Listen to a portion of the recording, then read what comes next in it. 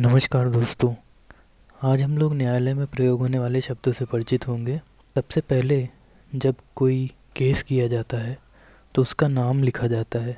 उस नाम से ही उसको जो है पहचाना या न्यायालय में उसकी फ़ाइल ढूंढी जाती है। एक नंबर भी अलॉट होता है, लेकिन शीर्षक जो होता है उसको नाम से ही जाना जाता है। तो उस शीर्षक के लिए एक आम बोलचाल में शब्द प्रयोग किया जाता है उन्वान। जैसे दो लोग हैं, राम किशोर और करमवीर सिन्हा।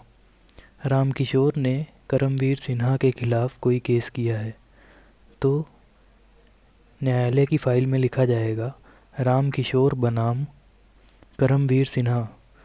ये पूरा क्या हो जाएगा, उन्वान हो जाएगा, हेडिंग हो जाएगी। और एक नंबर भी अलॉट होता है केस के हिसाब से। जैसे 2021 में जितने भी केस दायर होंगे वो 1, 2, 3, 4 के नाम से जाने जाएंगे। जैसे 2021 में पहला केस जो न्यायालय के पास आया तो उसको न्यायालय करेगा 1/2021। फिर कोई और केस आया तो उसको करेगा 2/2021। उसके बाद देखिए, पार्टी जो होती है, मतलब दो पक्षकार होते हैं, उसको पार्टी बोलते हैं। एक होता है वादी, दूसरा होता है प्रतिवादी। ये ऐसे केस में जो आपराधिक मामलों से डील नहीं करते, उनमें कौन कौन होता है, वादी और प्रतिवादी। और आपराधिक मामले जो होते हैं उनमें बोला जाता है अभियोक्ता और अभियुक्त। देखिए यहाँ पे लिखा हुआ है वादी, इसको इंग्लिश में बोलेंगे प्लेंटिफ या मुद्दई। और जो दूसरी पार्टी होती है जिसके खिलाफ़ केस किया जाता है उसको कहेंगे प्रतिवादी या डिफेंडेंट। ये जो वाद होता है सिविल होता है और क्रिमिनल होता है। क्रिमिनल मतलब आप जान रहे हैं, जिसमें खून, कत्ल, चोरी, ये सारी चीज़ें हो गई। और सिविल वो होता है जैसे ज़मीन जायदाद, कोई अपना प्रॉपर्टी राइट कि ये हमारी ज़मीन है, ये उनकी ज़मीन है, ये हो गया सिविल मामला। तो सिविल का जो मामला होता है उसके लिए शब्द है वाद, या इंग्लिश में सूट बोलते हैं, SUIT। मुकदमा एक कॉमन शब्द है, वो आपराधिक मामले और सिविल मामले दोनों के लिए मुकदमा यूज़ किया जाता है शब्द, जो उर्दू का शब्द है। आपराधिक मामलों में देखिए लिखा है अभियोक्ता या पैरोकार या पैरवीकार, इसको प्रोसिक्यूटर बोलते हैं। अभियोजन, और जिसके खिलाफ़ केस किया जाता है उसको अभियुक्त, मुल्जिम, दोषी या आरोपी कहा जाता है, इंग्लिश में अक्यूज्ड। और आपराधिक जो मुकदमा होता है उसको बोलते हैं अभियोजन या अभियोग, इंग्लिश में प्रोसिक्यूशन। अब जैसे कोई केस जो है डिसाइड हो गया तो उसके खिलाफ़ अगर आप उस निर्णय से खुश नहीं हैं तो अपील दायर की जाती है। तो जो अपील दायर करता है उसे बोलते हैं अपीलार्थी, इंग्लिश में अपीलांट।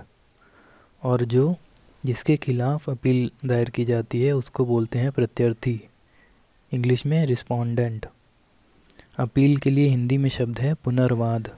उसके बाद आपराधिक मामलों में कुछ ऐसे भी केस होते हैं जैसे पुलिस FIR वगैरह नहीं दर्ज करती तो सीधे मजिस्ट्रेट साहब के पास जाना पड़ता है। आपराधिक मामलों को मजिस्ट्रेट सुनते हैं और सिविल मामलों को जज साहब सुनते हैं।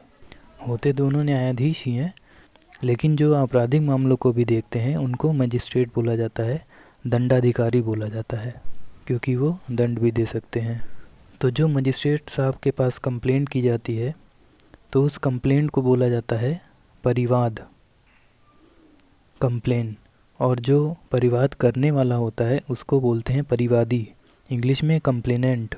और जिसके खिलाफ़ कंप्लेन की जाती है उसको बोलते हैं अक्यूज्ड, अभियुक्त। अब अगर किसी को सज़ा हो जाती है तो उसको बोला जाता है कि वो ऑफेंडर है या क्रिमिनल है, हिंदी में गुनहगार, अपराधी या मुजरिम है।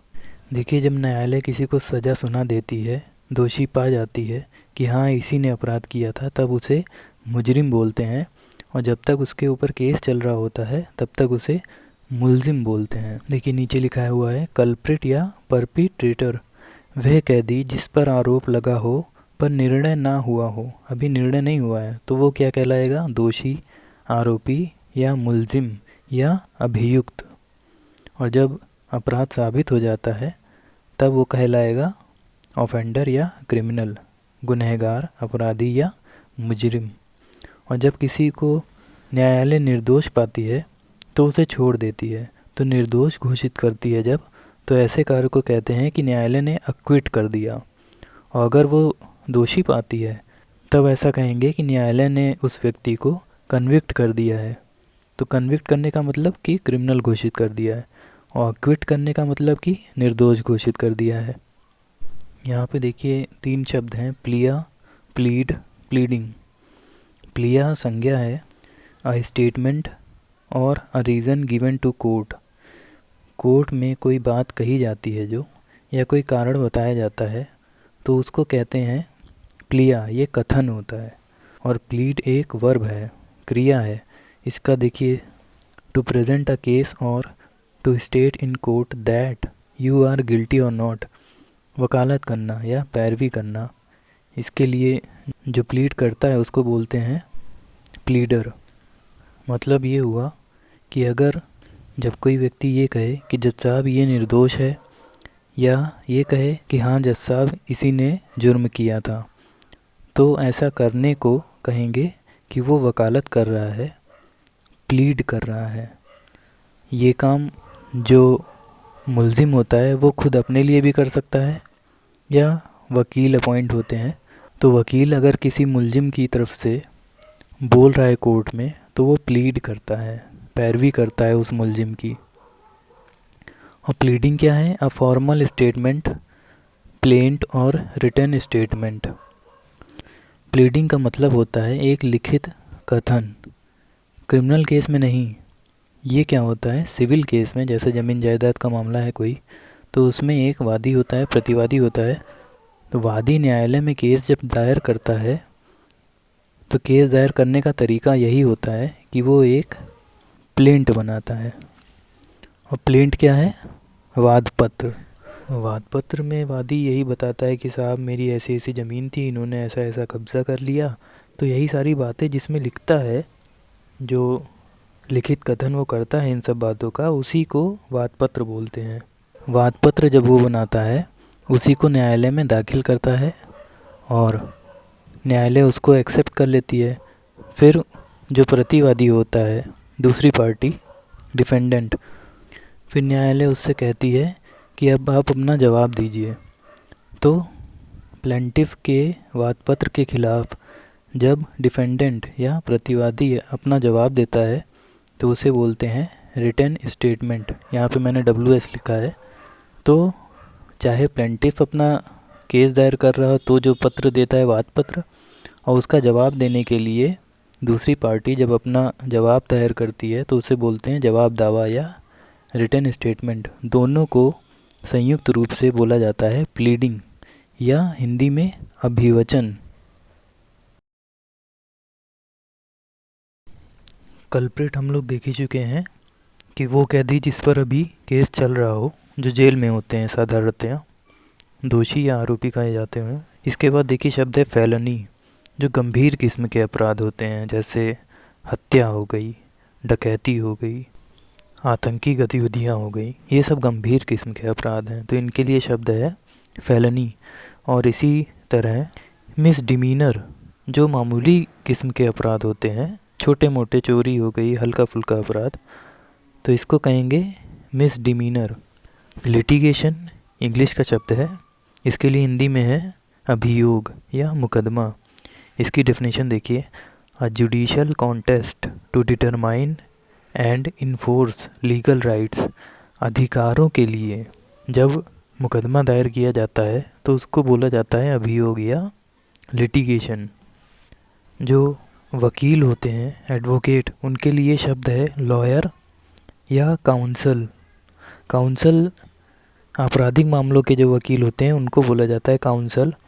और जिसके खिलाफ अपराध किया जाता है, जो पीड़ित व्यक्ति होता है, उसको बोलते हैं विक्टिम।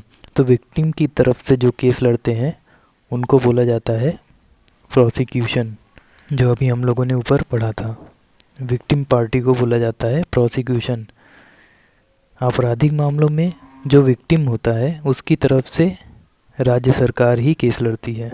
इसलिए आप सुनेंगे कि आपराधिक मामलों में पब्लिक प्रोसिक्यूटर होता है।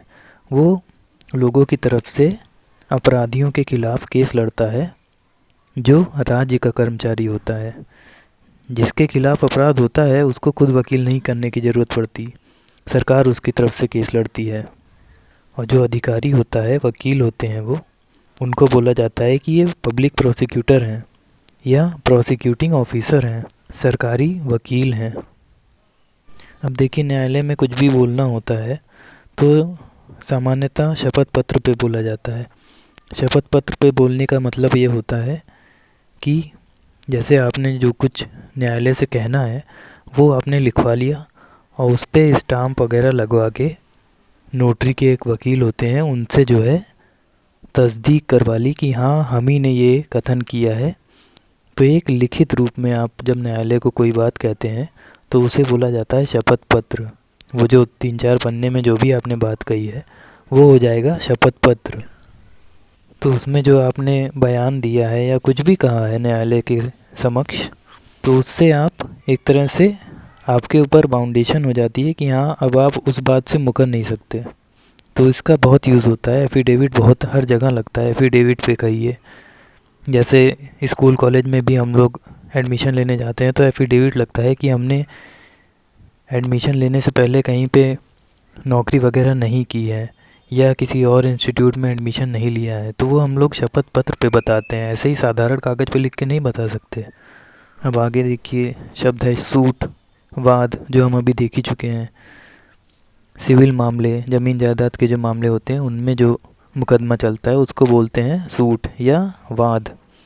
अपील भी हम लोग देख चुके हैं, पुनर्वाद, पुनरावेदन, पुनर्विचार के लिए प्रार्थना। अगर आप किसी न्यायालय के निर्णय से जो है खुश नहीं है, जिस न्यायालय ने आपके खिलाफ़ निर्णय दिया है, आप उससे बड़ी स्तर की न्यायालय पे जाके जब फिर से याचना करते हैं कि साहब हमारे साथ गलत हो गया है, हमारे साथ न्याय नहीं हुआ है, तब वो जो हायर कोर्ट में आप केस करते हैं, फिर से याचिका डालते हैं, तो उसको बोला जाता है अपील है ये।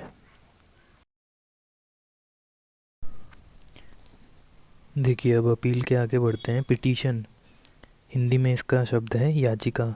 किसी न्यायालय से किसी तरह का अनुतोष या रिलीफ की मांग करते हुए की गई प्रार्थना को याचिका कहते हैं। कुछ भी आप न्यायालय से मांगते हैं कि जज साहब हमारे इस अधिकार का उल्लंघन हुआ है, हमारी प्रॉपर्टी पे कब्ज़ा हुआ है, कुछ भी आपने कहा न्यायालय से कि हमें ये दिलवा दीजिए, याचना की अगर न्यायालय से, तो उसको बोला जाता है कि पिटीशन है ये इंग्लिश में। डेपोनेंट कौन होता है? बयान देने वाला, अभिसाक्षी। शपथ पत्र पे जो बयान देते हैं तो शपथकर्ता को ही डेपोनेंट बोला जाता है, अभिसाक्षी शब्द है। अब देखिए, मुवक्किल कौन होता है? क्लाइंट होता है। जब किसी व्यक्ति के अधिकार का उल्लंघन होता है तो वो वकील से कहता है कि सर आप हमारा केस लड़िए, तो वो क्या बन जाता है? मुवक्किल बन जाता है। तो एक तरह से वो जो क्लाइंट आता है वो वकील को अपने अधिकार ट्रांसफ़र कर देता है, न्यायालय से कहता है कि जो है ये वकील साहब ही मेरी तरफ से मेरा पक्ष रखेंगे, मेरी बातें कहेंगे। तो वकील और क्लाइंट के बीच में जो समझौता होता है एक कागज़ पे होता है, उस कागज़ को बोला जाता है वकालतनामा। उसमें क्लाइंट बोलता है कि मैं अपने लिए ये वकील नियुक्त करता हूँ, उस पे वकील साहब भी साइन करते हैं और जो क्लाइंट होता है, मुवक्किल होता है, वो भी साइन करता है। वकील जब आपका केस लेके न्यायालय में जाएगा तो सीधे जज साहब को नहीं दे देगा, वहाँ पे स्टाफ होता है, तो उस स्टाफ का जो हेड होता है उसको बोला जाता है मुंसरिम। उसके पास जो है आप अपना वाद पत्र या कोई भी शिकायत पत्र देते हैं या कोई भी याचिका देते हैं, तब वो जज साहब के पास अगले दिन या किसी भी एक तारीख आपको बता देगा। उस दिन वो जज साहब के सामने पेश करेगा। और पेश कैसे करता है? पेश भी खुद नहीं करता, एक और बाबू वहाँ पे बैठे रहते हैं, वो न्यायालय में ही किनारे जज साहब के बगल बैठे रहते हैं। तो कोई भी केस अगर किया जाता है तो पेशकार ही जज साहब के सामने वो फाइल पेश करते हैं। तो वो जो बाबू होता है जो जज साहब के बगल बैठे रहते हैं, उनको बोला जाता है पेशकार। मुंशी कौन होता है? वकील अपने छोटे मोटे कामों के लिए केस दायर करना हो गया, अगली तारीख लाना हो गया, इन सब कामों के लिए एक जो आदमी रखते हैं, क्लर्क जो रखते हैं, उन्हीं को मुंशी बोला जाता है। मुख्तार कौन होता है? जैसे मान लीजिए आपकी किसी ज़मीन पे कब्ज़ा हो गया, अब आप हैं बड़े आदमी, आप खुद जाएंगे न्यायालय में केस वगैरह लड़ने के लिए, तो आपका बहुत नुकसान हो जाएगा, आप बिजनेसमैन हैं बड़े, तो आप एक एजेंट नियुक्त कर देते हैं कि भाई तुम वहाँ जाना, जज साहब के सामने पेश होना, हमारी तरफ से प्रेजेंट रहना, कोई बात पूछी जाए तो बताना। तो वो जो एजेंट होता है, इसके लिए रिप्रेजेंटेटिव होता है, उसको बोला जाता है कि मुख्तार है ये। देखिए, जब किसी के अधिकार का हनन होता है तो वो सीधे ही बड़ी न्यायालय नहीं जा सकता, उसे छोटे पायदान से शुरू होके तब जो है बड़े पायदान तक जाना पड़ता है।